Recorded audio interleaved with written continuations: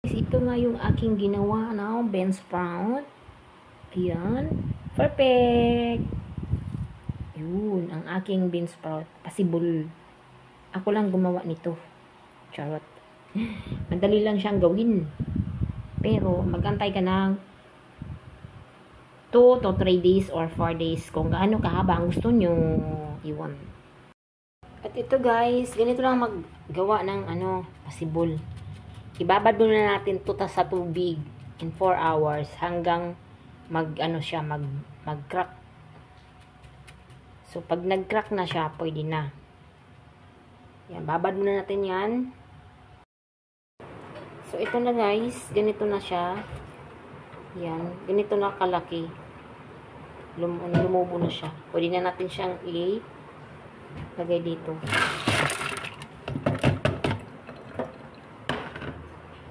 Tapos, ganito na natin lagay dito.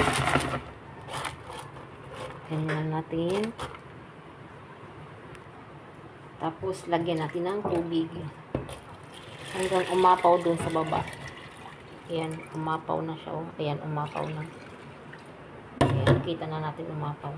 Tapos, ito pantay lang natin siya ng ganyan. Pantay lang natin. Pantay. Yan. Tapos, kailangan guys, everyday natin siya palitan ng tubig para hindi mamamaho. Ayan. We-wait lang natin ng 2 days to 3 days. So, ito na guys, ang aking possible o bean sprout. Tawag doon, possible nga. Ayan. Mahaba na, diba? Matataba pa, oh. Diba? Ganyan lang, guys. Ganito lang. Babad nyo muna ng 2 hours yung munggo. Tapos ganito yun lang. Tapos, araw-araw nyo palitan ng tubig. Dito nyo yung tubig. Tapos, igaganon nyo lang. Ganon nyo sa glipo para hindi siya mamamaho. Kasi namamaho naman yan. Ito na. Ayan. Yan. Ang aking possible. Diyan ko na lang siya gugupit yung iba para hindi na masyado mahirap. Magtanggal ng ugat na ganito. You know. O, diba? Thank you for watching. Charot.